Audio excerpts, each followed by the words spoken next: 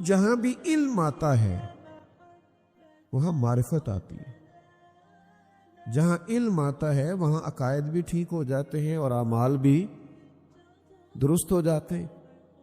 شرط یہ ہے کہ علم سے شغف ہو، علم سے پڑھنا پڑھانا مقصود ہو۔ کئی دفعہ نا کسی کمرے کے اندر بہت سارے موذی جانور جمع ہو جاتے ہیں، بچھو بھی ہے، سانپ بھی ہے، کھٹمل بھی ہے، چھپکلیاں بھی۔ اب وہ سارے اس کمرے میں اس لیے جمع ہو گئے کہ وہاں اندھیرا بہت ہے۔ اب وہ آپ اس اندھیرے کے اندر اگر انہیں مارنا چاہیں گے نا تو ہو سکتا ہے آپ چھپکلی کو مارنے لگے تو بچھو آپ کو ڈس لے، آپ کھٹمل کو مارنے لگے تو سانپ آپ کے پاؤں پہ ڈھنگ مار دے۔ اس اندھیرے میں آپ ان جانوروں کو اگر مارنا چاہیں گے، تلف کرنا چاہیں گے تو ہو سکتا ہے آپ کو الٹا نقصان پہنچے۔ اس کا ایک ہی حل ہے، آپ کمرے میں اجالا کر دیں۔ نہیں سمجھ آئی آپ کا بات؟ آپ ایک دفعہ اجالا کریں تو صحیح، اجالا کرے تو آپ کو مارنے پڑیں گے نہیں، اجالا ہوتے ہی بھاگ جائیں گے۔ اس لیے کہ موذی جانور جمع ہی وہاں ہوتے ہیں جہاں اندھیرا ہوتا ہے، جہاں اجالا ہوتا ہے وہاں موذی جانور جمع۔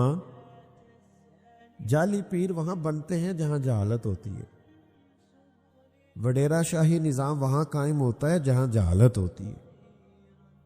لوگ سوچ سمجھ کر اپنے نمائندے وہاں منتخب نہیں کرتے جہاں جہالت ہوتی، جہاں علم آتا جاتا ہے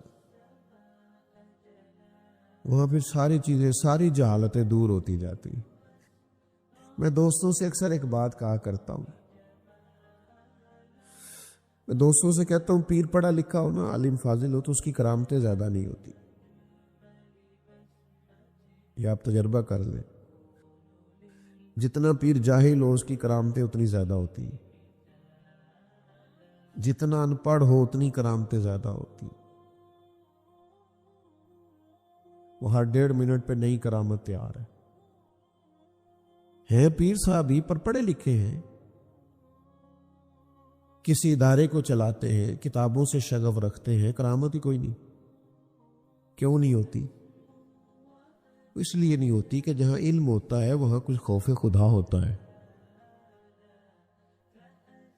اور جس بندے نے کوئی بات کرنی ہوتی ہے پھر اسے اس کے لیے کہیں سے کوئی دلیل چاہیے ہوتی ہے۔ تو ان پڑھ آدمی کو تو کوئی دلیل نہیں چاہیے، کوئی دلیل نہیں۔ وہ ایک میرے پاس بھی دوست آتے تھے تو ہر تیسرے دن اپنے پیر صاحب کی کرامت سنا جاتے تھے۔ اب ہمارا جس جماعت سے تعلق ہے وہاں آپ کسی کے پیر کے بارے میں اگر تھوڑا سا بھی کوئی رائے کا اظہار کرنے لگیں تو وہ بھی جان جوکھوں میں ڈالنے والی بات ہے، آسان تھوڑی ہوتا ہے۔ روز کوئی نہ کوئی کرامت سنا جاتے، بہرحال وہ سننی پڑتی۔ بعض اوقات اتنا وقت بھی نہیں ہوتا کہ ساری باتیں سنی جائیں، لیکن وہ کہتے کل ہی ایک بندہ آیا خیر ہو گئی، تو چلو سن لیتے۔ پھر ایک دن میرے پاس آئے، کہنے لگے بھائی نے غصے میں 3 جملے طلاق کے بول دیے ہیں، تو شرعی مسئلہ کیا ہے؟ تو میں اکتایا ہوا تھا بڑے دنوں کا، میں کیا پیرانو پوچھ ان سے بات کرنا جن کی کرامت ہر تیسرے دن 3-4 تیار ہوتی۔ تو کہنے لگا ان سے بات کی تھی تو انہوں نے کہا ہے کسی عالم سے بات کرو۔ تو میں نے کہا یہ حیرانگی والی بات ہے نا، باقی سارا پتہ ہے، دل کی بھی جانتے ہیں، اس کی بھی جانتے ہیں، مسئلہ نہیں جانتے۔ جڑے محرم راز حقیقت دے وہ راز حقیقت کھول دے نہیں، اے جنہ ویکھیا نہیں او کرن گلاں، جنہ ویکھ لیا او تے بول دے نہیں، اے نہ ویکھیا نہیں تاں کرن گلاں، جنہ ویکھ لیا او تے۔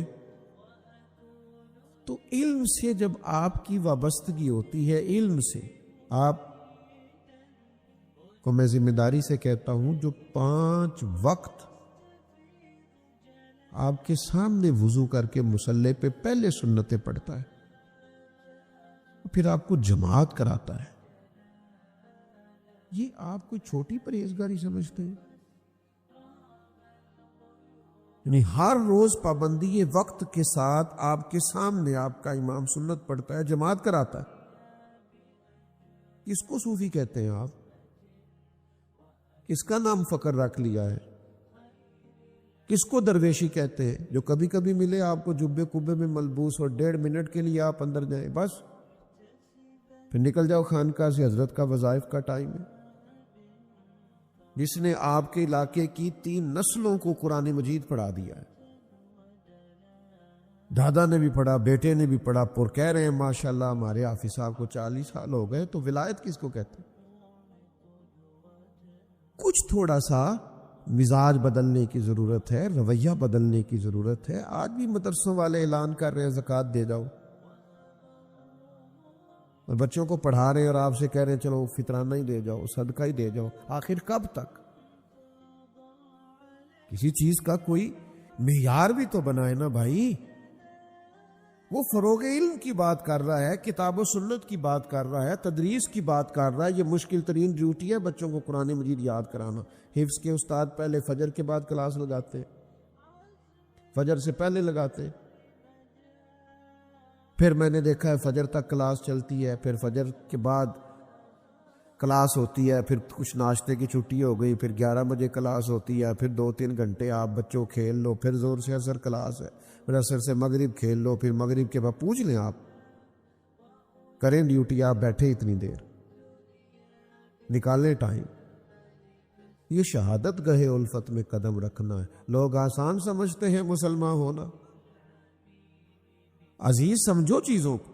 ساری زندگی اسی میں الجھ گئے کہ وہ وہاں مدرسہ بن گیا ہے اور وہاں مسجد بن گئی ہے، تو اب کوئی 3-4 بورڈ لگیں گے اور اب جو ہے وہ چندے کی کاپیاں چھپیں گی، اور 85 لوگ وہ ہوں گے جو صبح و شام صرف چندے پہ اعتراض کریں گے۔ ان کو کوئی اور کام نہیں ہے دنیا۔ خدا کے بندو، علم کو سپورٹ کرنا شروع کرو، کچھ مزاج، اور خود بھی اپنا مزاج پڑھنے پڑھانے کا بنائے، سمجھنے سمجھانے کا بنائے، غور کرنے کا بنائے۔ سارا دن موبائل دیکھتے ہو، کوئی علم کی بات بھی دیکھو، اس میں کوئی حدیث پاک بھی دیکھو، اپنے موبائل میں کوئی تفسیر بھی رکھ لو۔ یہ شوق ہی نہیں رہا ہمارا۔ اور اگر کہیں کوئی شوق ہے بھی، کوئی چیز پڑھنی بھی ہے، تو پھر مناظرے کا شوق ہے۔ اگر پڑھنی بھی ہے، کہیں سے سیکھ بھی لی ہے، تو ایک جگہ سیکھ لی، پھر اپنے امام سے جا کے جھگڑا شروع کر دیا کہ آپ یہ مسئلہ بتائیے۔ بھئی علم کو عمل کے لیے سیکھا جاتا ہے، اپنی تربیت کے لیے سیکھا جاتا ہے۔ صرف ابحاث کرنے کے لیے سوسائٹی کے اندر بحث علماء کریں گے مناظرہ حق کے لیے جب ضرورت ہوگی، لیکن ہر آدمی کو تھوڑی اجازت ہے کہ اٹھے گا اور بحث کرے گا۔ آپ نے اپنے وقت کو گزارنے کے لیے کیا بیچارے مذہب کو ہی تختہ مشق بنانا ہے؟ اسی پر آپ بحث کریں گے، اور خوش عقیدہ لوگ آپس میں بیٹھ کے بحث کر رہے ہوتے ہیں جن کا بنتا ہی نہیں سکے۔ سنو، نبی کریم علیہ السلام نے فرمایا، کریم فرمانے لگے، جس نے دین کا علم اس لیے حاصل کیا کہ علماء سے بحث کرے گا یا جاہلوں پہ روب جمائے گا، اس بندے کو اللہ جنت کی خوشبو بھی عطا نہیں کرے گا۔ آپ اللہ کی رضا کے لیے اس کو پڑھیے۔ میں طالب علم مجھ سے کبھی کبھی ادارے کے پوچھتے ہیں، کہتے ہیں صاحب کون سی کتاب پڑھا کریں؟ میں نے کہا جمعہ پڑھانے کے لیے یا اپنی تربیت کے لیے پوچھ رہے ہو؟ اگر تو جمعہ پڑھانے کے لیے پوچھ رہے ہو تو بتا دیتے ہیں، لیکن اس سے علم نہیں آتا، وہ تو آپ کسی کو سنانے کے لیے پڑھنا چاہتے۔ آپ اپنی تربیت کے لیے، اپنے نفع کے لیے شروع کریں نا پڑھنا، پھر اتنا مواد زندگی میں آپ کے سامنے کھل جائے گا کہ آپ محسوس کریں گے کہ گھنٹوں بھی گفتگو کریں تو ختم نہیں ہوتا۔ پر سیکھنے کے لیے پڑھیں۔ ہمارا سارا دن اور یہ بن گیا، یا بحث کریں گے یا وہ پڑھیں گے اس لیے کہ کسی کو سنانا ہے۔ تو بھائی اس سے آپ حاصل کریں، اس سے آپ تربیت پائیں، اس کا نفع دیکھیں زندگی میں کتنا زیادہ ہے۔ آپ کتاب و سنت کی روشنی کے مطابق ڈھالیں اپنے آپ کو، لیکن شرط یہ کہ ڈھالیں، مجھ سے ناراض نہ ہونا۔ یہاں ہمارے بزرگ بیٹھے ہیں، چونکہ میری ڈیوٹی لگا دی گئی تو چند باتیں عرض کر رہا ہوں۔ 2 4 5 چیزیں سنت نہیں ہیں۔ الحمدللہ میں نے زندگی میں کبھی داڑھی نہیں کٹوائی، چھوٹی نہیں کروائی، کبھی، بچپن سے بھی مجھے کبھی خط بھی نہیں کرانا پڑا، کیونکہ شروع سے رکھی ہوئی ہے۔ اور امامہ اب مجھے یاد ہی نہیں کتنے کو سال ہو گئے سر پہ رکھتے۔ تو یہ بنیاد ہے، یہ تو حسن ہے، یہ تو اللہ نے دی، مرد کو عورت کو دی نہیں۔ مسواک بڑی قیمتی سنت ہے، حضور کو اتنی پسند ہے کہ وقت وصال بھی محبوب کریم علیہ السلام نے مسواک کو طلب فرمایا، لیکن صرف داڑھی پگڑی اور امامہ ہی سنت ہے، سچ بولنا سنت نہیں، دیانتداری سنت نہیں۔ آپ ترمذی شریف دیکھیے اٹھا کے، حضرت انس بن مالک رضی اللہ تعالیٰ عنہ ارشاد فرماتے ہیں، مجھ سے میرے نبی کریم علیہ السلام نے فرمایا، اے انس، ہے میرے بیٹے، آپ سے ہو سکے تو صبح اس حال میں کیجئے گا کہ آپ کے دل میں کسی کا بغض نہ ہو۔ حضور فرمانے لگے، یہ میری سنت ہے، یہ میری۔ تو بھائی آپ دین کے وسیع مفہوم کو تو سمجھے، آپ علم کو حاصل کریں، لیکن پھر آپ یہ تو سمجھیں کہ ہم نے اس کو عمل کرنے کے لیے حاصل کرنا۔ اور کسی شخص کا بھی اکرام کرے، احترام کرے تو علم کی بنیاد پر کرے، تقوی کی بنیاد پر کرے، پرہیزگاری کی بنیاد پر کرے، شہرت کی بنیاد پر نہ کرے، دولت کی بنیاد پر نہ کرے، ہر آدمی کا احترام کرے، سبھی کا کرے، باعث عزت آدمی کو عزت دینا چاہیے۔ حضرت سعد بن معاذ آئے، حضور نے فرمایا اٹھو، تمہارے سردار آئے، استقبال کرو۔ ہر قابل احترام کو احترام دے، لیکن جو اکرام اہل علم کا ہے وہ انہی کا ہے۔ لیکن ہمارے ہاں بڑے بڑے صاحبان علم بیچارے، لوگوں کو شعور ہی نہیں ہوتا، وہ بابا صاحب کی عزت کر رہے، بابا صاحب کی، یہ بابا صاحب ہے۔ ایک آدمی 500 دانے کی تسبیح لے کے بیٹھا ہے اور مسجد میں امام صاحب بہار شریعت لیے بیٹھے ہیں، عصر کے بعد مسائل بتا رہے ہیں نماز کے، کہتے ہیں مولوی صاحب نے نا میں معرفت دی گل سنن چلا۔ معرفت دی گل کی ہوندی ہے جی؟ یہی معرفت ہے جو آپ کو پڑھایا جا رہا ہے۔ آپ آج بھی تجربہ کر لیں کہ جہاں کوئی جبے کبے والے صاحب بیٹھے ہیں، بظاہر بالکل ان پڑھ ہے، وہاں رش زیادہ ہے، اور جہاں ایک عالم دین بیچارہ منتیں کر رہا ہے کہ 20 منٹ بیٹھ جانا، 10 منٹ بیٹھ جانا، بس ایک آیت کا ترجمہ کروں گا۔ کیا منت کے ساتھ بھی قرآن مجید کی تعلیم دی جائے تو قوم توجہ نہیں کرے گی؟ یہ ہمارا مزاج ہے۔ اور نبی کریم علیہ السلام نے ہمیں کیا مزاج دیا؟ حضور مسجد شریف میں تشریف لائے، 2 حلقے بنے ہوئے دیکھے، ایک جگہ اللہ کا ذکر ہو رہا تھا، ایک جگہ قرآن مجید پڑھایا جا رہا تھا۔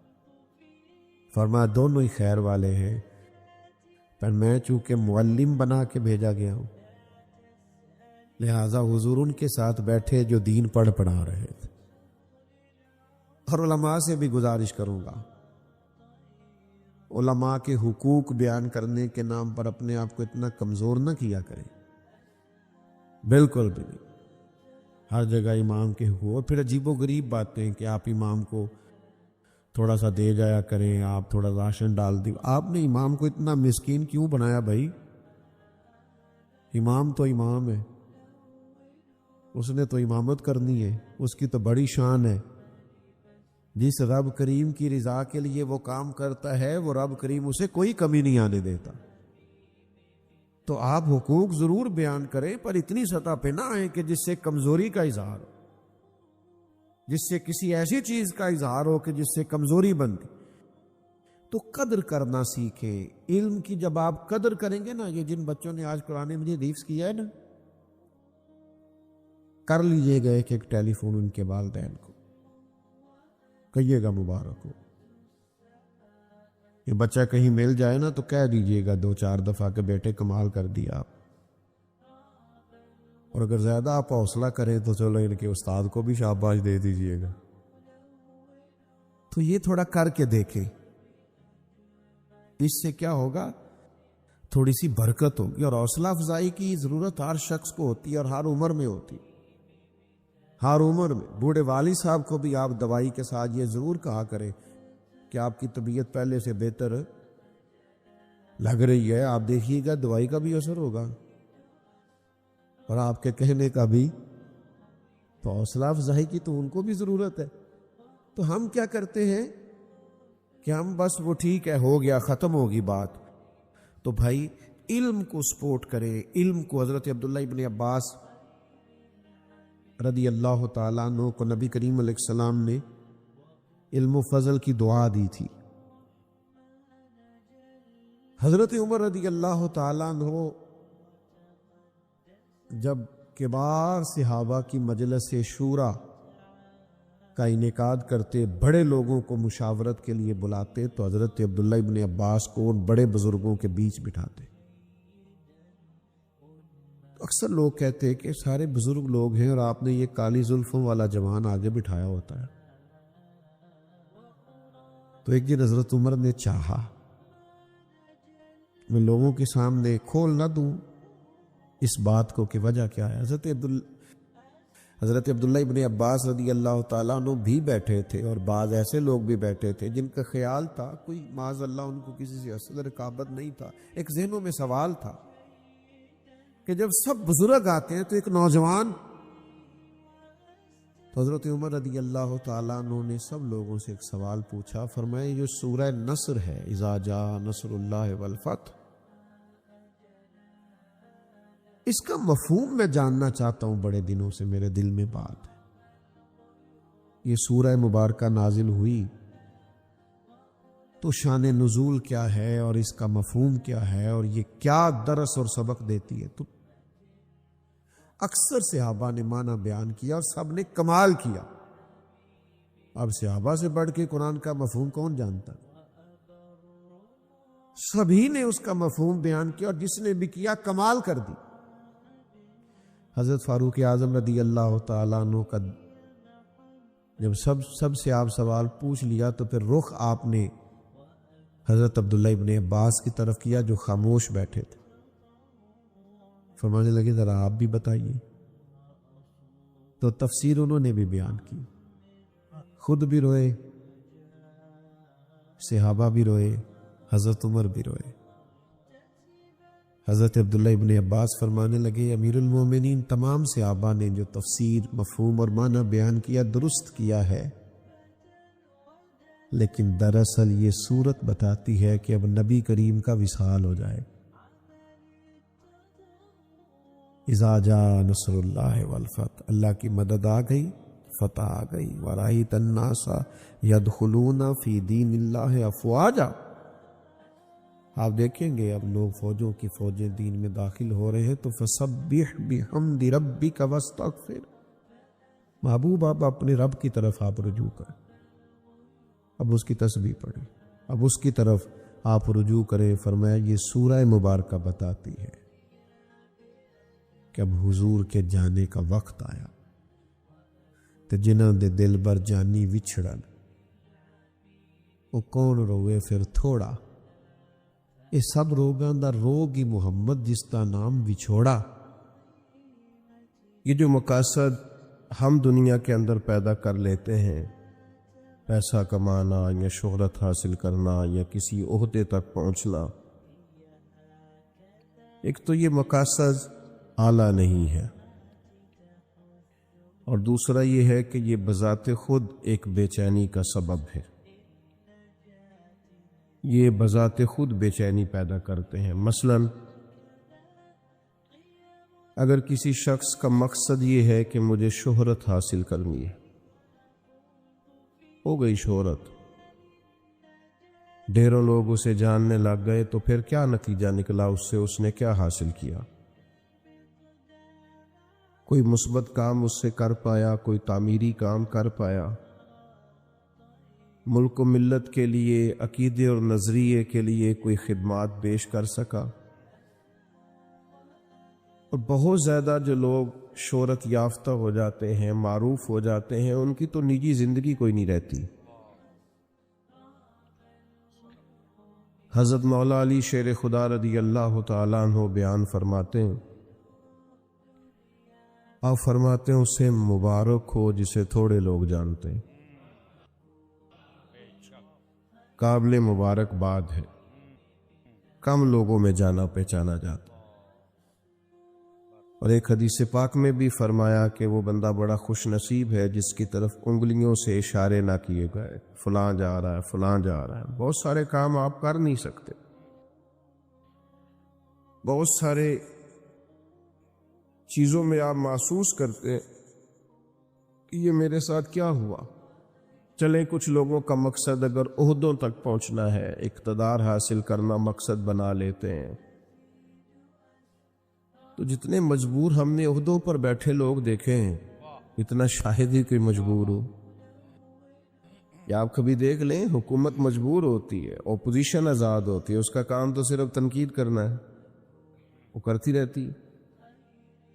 لیکن جو لوگ کسی عہدے پر بیٹھے ہوتے ہیں، لوگ بول دیتے ہیں اس کو یہ کر دینا چاہیے، اس کو وہ کرنا چاہیے، کچھ باتیں درست بھی ہوں گی لیکن اتنا آسان تھوڑی ہوتا ہے۔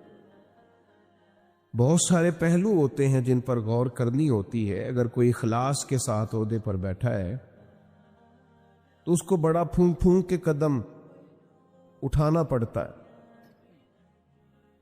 تو کسی شخص کا مقصد اگر دولت کا حصول ہو کہ مجھے ہر صورت میں پیسہ ہی جمع کرنا ہے، اس نے بھی زندگی کا کوئی پیارا مقصد نہیں پایا۔ بہت ساری جگہوں پہ دولت نفع بخش ہوتی ہے، اللہ کا فضل ہوتی ہے، لیکن اگر جائز ناجائز کا لحاظ کیے بغیر مقصود ہی صرف حصول دولت ہو تو دولت کی پیاس اور بھوک وہ والی بھوک اور پیاس ہے جو پیسے ملنے سے ختم نہیں ہوتی، بڑھتی جاتی ہے۔ یہ بڑھتی ہے، یہ ختم نہیں ہوتی۔ یہ جتنے ملیں گے، حال میں مزید، حال میں مزید کی آوازیں اور آئیں گی، یہ طلب بڑھے گی، اور یہ بڑا سخت نقصان کرتی ہے انسان کی باطن کا، اس کی نورانیت کا، اس کی کیفیات کا۔ جو لوگ قناعت پسند نہیں ہوتے، حریص ہوتے ہیں، لالچی ہوتے ہیں، وہ تو بیچارے الجھ جاتے ہیں، ان کا اندر تو اجڑ جاتا ہے پوری طرح، انہیں پتہ بھی نہیں چلتا اور وہ بے آباد ہو چکے ہوتے ہیں۔ اچھا، کئی دفعہ ایسا بھی ہوتا ہے وہ اخلاص سے چلے تھے، ان کے مقاصد بڑے حسین تھے، لیکن جب اس رستے پہ پڑے تو پھر مقصد بدل گیا، اللہ معاف کرے، پھر وہ حصول دولت، حصول دنیا، تو وہ اپنی بھی وہ کیفیت نہیں رہی ان کی، وہ خود بھی بے چین ہوتے۔ اور حدیث پاک میں موجود ہے، نبی کریم علیہ السلام نے فرمایا، دو بھوکے بھیڑیے، بھیڑیا ویسے ہی بڑا خطرناک ہوتا ہے، اور اگر اوپر سے بھوکا ہو تو نہیں، بھیڑیا ویسے ہی خطرناک ہے، اور اگر بھوکا بھی ہو تو کریم فرماتے ہیں دو بھوکے بھیڑیے بکریوں کے ریوڑ میں کھلے چھوڑ دیے جائیں، کوئی روک ٹوک کرنے والا نہ ہو۔ فرمایا وہ دو بھوکے بھیڑیے بکریوں کے ریوڑ کا اتنا نقصان نہیں کرتے جتنی دولت اور شہرت کی محبت انسان کے دل کا نقصان کرتی۔ وہ اندر سے پورے طور پہ اجڑ جاتا ہے، اس کا باطن پورے طور پر تباہ ہو جاتا ہے، اسے پتہ ہی نہیں ہوتا۔ بہترین اور صاف ستھرے لباس کے پیچھے اس کی روح بے آباد ہو جاتی، کچھ بھی پاس نہیں ہوتا، ایک مشینی سی زندگی، آ رہا ہے، جا رہا ہے، بیٹھا ہے، بول رہا ہے، گفتگو کر رہا ہے، کاروبار کر رہا ہے، اس ملک میں ہے، دوسرے ملک میں ہے، 3-4 فون رکھے ہوئے، کسی کو کوئی بات بتا رہا ہے، کسی کو کوئی، صبح اور شام تک اسے یاد ہی نہیں رہتا صبح میں نے کیا کہا تھا، کیونکہ زندگی مشینی بن گئی ہے نا، الجھ سا گیا۔ تو یہ جتنے بھی مقاصد ہمارے ہاں لوگ پیدا کر لیتے ہیں، یہ سارے مقاصد بڑے تکلیف دہ ہوتے، لیکن اگر زندگی کا مقصد وہ حسین مقصد ہو جس کی طرف قرآن مجید نے رہنمائی فرمائی ہے، تو پھر انسان بڑا باطنی سکون محسوس کرتا ہے۔ اللہ تعالیٰ نے فرمایا الذی خلق الموت والحیات لیبلوکم ایکم احسن عملا، فرمایا وہ ذات جس نے موت اور حیات کو پیدا کیا ہے تاکہ پتہ چلے تم میں اچھے عمل کون کرتا، بہترین کردار کون پیش کرتا ہے۔ ایک بات یاد رکھیے گا، ہر آدمی باصلاحیت ہوتا ہے، ہر آدمی میں اللہ نے کوئی نہ کوئی خوبی رکھی ہوئی ہوتی ہے۔ ایک تو ہم اپنی خوبی کا پتہ ہی نہیں کرتے، یعنی دیکھیں مسجد کے باہر لکھا ہوتا ہے میرے جیسے مولانا صاحب کا نام فلاں نے مسجد بنائی، حالانکہ جو پوری بلڈنگ کی تعمیر کے لیے چپکے سے پیسے دے گیا تھا، یہ بھی اس نے کہا تھا کہ میرا ذکر نہ کرنا کسی کے سامنے، اور میاں وہ بھی بڑا بانی ہے اس ادارے کا، اس کا بھی خاصا حصہ ہے یہاں۔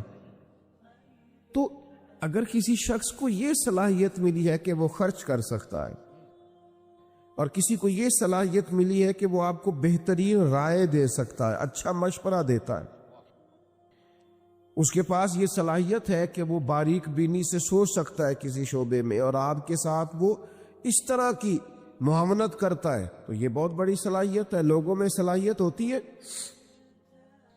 لیکن ہم کیا کرتے ہیں، پہلے تو صلاحیت کو تلاش ہی نہیں کرتے، ساری زندگی کہتے رہتے ہیں اسی تو ماڑے بندے ہیں، کاری کچھ نہیں سکتا، میں تو غریب آدمی ہوں، کاری کچھ نہیں سکتا۔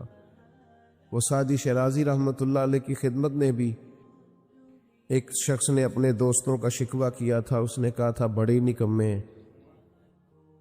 میرے دوست، بڑے ہی ناکارہ ہیں، کسی کام کے نہیں، کسی کام نہیں آتے، بالکل ہی بیکار ہے۔ تو حضرت سعدی بار بار سمجھانے لگے، فرمایا یوں نہیں کہتے، کوئی تو خوبی ہوگی۔ اس نے کہا حضور کوئی بھی نہیں۔ فرمایا پھر بھی تعلق نہ توڑنا، اگر برے بد عقیدہ نہیں تو تعلق نہ توڑنا، صرف کوئی خوبی نہ ہونے کی وجہ سے تعلق توڑ رہے، حضور کوئی خوبی نہیں،